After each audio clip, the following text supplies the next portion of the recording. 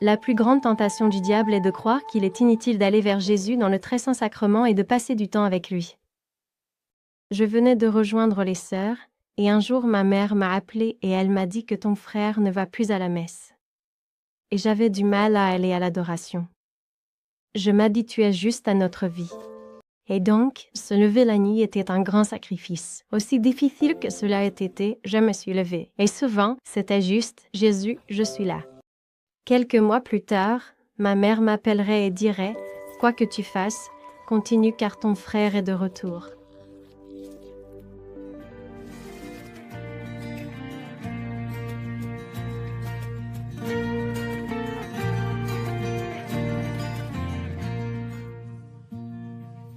Je m'appelle Sœur Chiara.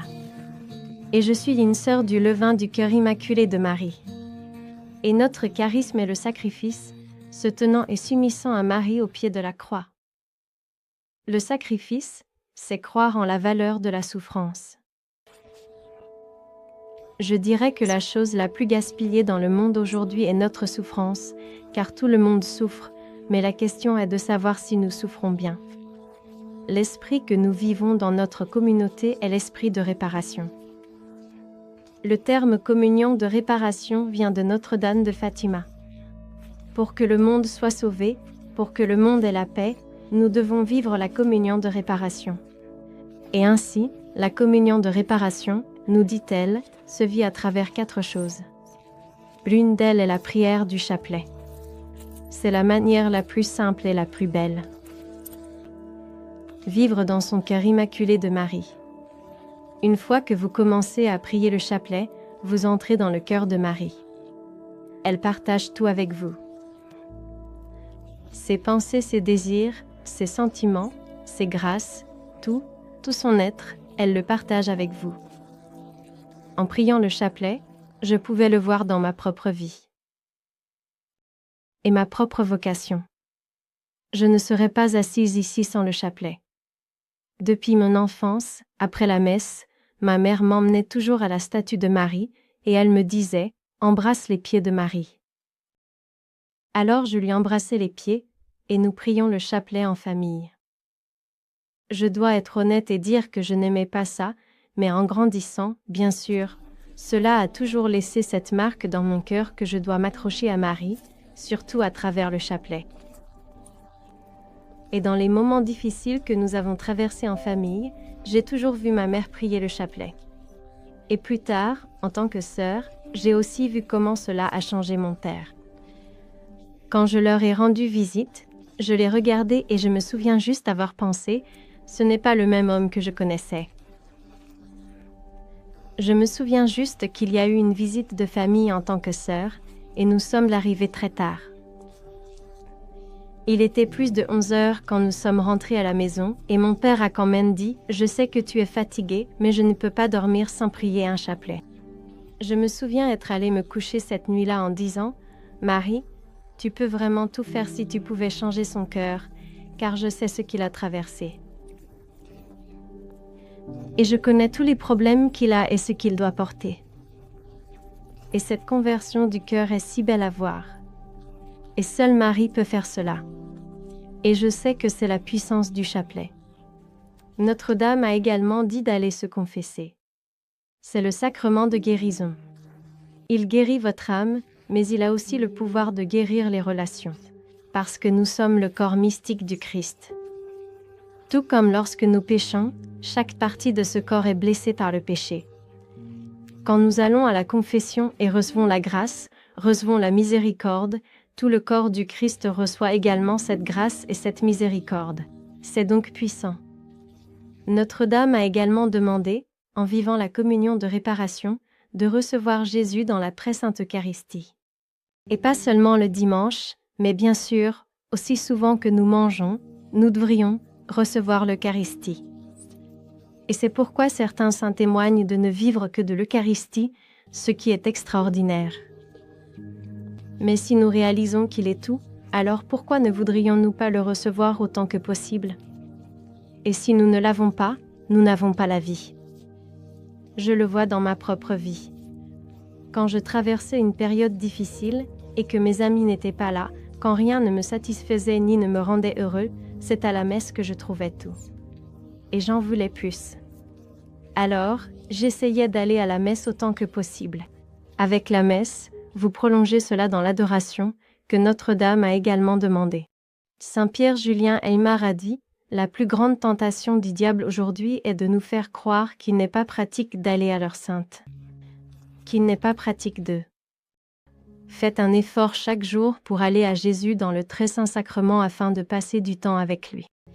Oh, que nous devrions donner la priorité à d'autres choses. Mais c'est le plus grand mensonge. Parce que si nous centrons nos vies sur Jésus dans le très saint sacrement, tout le reste se met en place.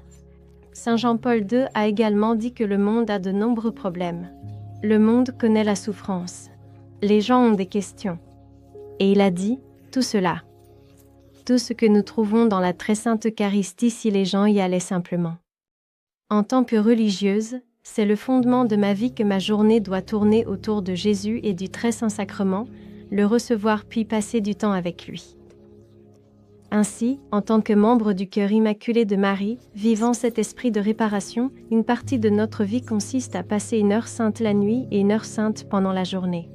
Et si nous avons plus de temps, nous passons plus de temps avec Jésus que la plupart des gens devant le très saint sacrement.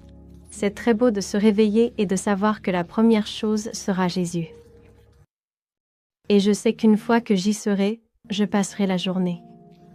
J'ai été témoin du pouvoir de l'adoration dans ma propre famille. Quand mon frère aîné a traversé une période difficile, je venais de rejoindre les sœurs et ma mère m'a appelé un jour. Et elle a dit, « Ton frère ne va plus à la messe. Il ne prie tout simplement pas. Il est silencieux. » Et j'avais du mal à aller à l'adoration. Je commençais juste à m'habituer à notre vie. Et donc, se lever la nuit était un grand sacrifice. Je n'avais aucune envie de me lever et d'aller à l'adoration. Quand j'ai entendu cela de ma mère et qu'on m'a donné le créneau de 23 heures, à cette heure, qui est très difficile, j'ai réalisé que mon frère serait éveillé à cette même heure en train de jouer aux jeux vidéo. Comme une échappatoire. Et j'ai réalisé que je pouvais être éveillée avec lui et aller à Jésus dans le très saint sacrement pour lui afin qu'il le retrouve. Et donc cela m'a donné la force et la motivation de me lever. Aussi difficile que cela ait été, je me suis levée, et voilà. Et souvent, c'était juste, Jésus, je suis là. Tu sais, je suis juste ici, mais je serai là pendant une heure pour toi. Et quelques mois plus tard, ma mère m'appellerait et dirait, quoi que tu fasses, continue de le faire parce que ton frère est de retour. Et donc, pour moi, c'est le plus grand témoignage de la fidélité de Jésus envers nous. Il nous attend à chaque instant, chaque jour. Il a dit, « Je suis toujours avec vous. » Et si nous allons être avec lui, alors il s'occupera de tout. C'est donc la réparation de la communion, comme Notre-Dame de Fatima l'a demandé, et comme je l'ai vu dans ma propre vie, à quel point c'est puissant. Enfin, je veux parler de la valeur de la souffrance, car je pense que beaucoup de gens traversent des souffrances, et c'est tout simplement horrible, et ils n'y trouvent aucun sens. Le premier mensonge qui, je pense, nous rend difficile d'accepter et d'embrasser la souffrance, c'est que nous croyons que c'est une absence d'amour, que lorsque nous souffrons, Dieu n'est pas là et Dieu ne nous aime pas. Dans nos missions, j'entends toujours cela. Comment Dieu peut-il être aimant? Comment Dieu peut-il être bon? Comment peut-il vraiment être notre Père s'il nous laisse traverser cela? Et c'est parce que nous pensons qu'il n'est pas là quand nous souffrons. Mais Dieu a répondu à la souffrance non pas en disant simplement « je vais l'enlever », mais il a dit « je souffrirai avec vous ». Il l'a fait d'abord en devenant homme et en prenant un cœur humain pour pouvoir souffrir avec nous. Et Marie fait de même parce qu'elle est toujours avec Jésus, unie à Jésus. Notre-Dame nous dit que chaque fois que nous offrons tout, nous unissons toutes nos souffrances à celles de Jésus et à ses souffrances. Alors cela devient puissant parce que vous libérez ce pouvoir réparateur que Jésus lui-même a offert pour nous sur la croix et aussi le pouvoir de sa résurrection, que dans la mort quotidienne que nous subissons en embrassant notre souffrance, nous partageons également le pouvoir de la résurrection, que la vie est là et que nous sommes ressuscités de nos péchés. Nous sommes ressuscités de tout ce qui a apporté la mort dans nos vies. Je peux honnêtement dire, de ma vie et surtout en tant que sœur, qu'une fois que nous embrassons cette croix quotidienne de renoncer à nous-mêmes, de mourir à nous-mêmes, de ne pas savoir, de ne pas comprendre, de ne pas avoir la sécurité de ce que nous aimons, il y a une paix durable et une joie durable que vous ne trouverez jamais ailleurs.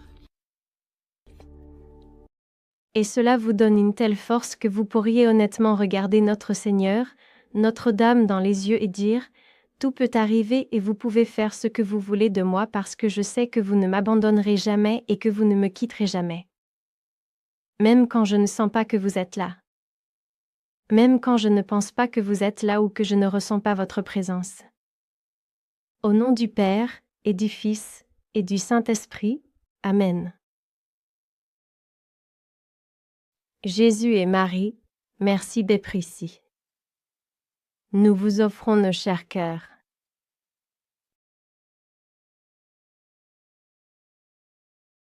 Nous offrons chaque cœur dans le monde en ce moment qui ne te connaît pas et qui a besoin de ton amour. Nous demandons la force d'embrasser notre souffrance. Nous demandons la force de dire oui à ta volonté, et nous demandons la guérison.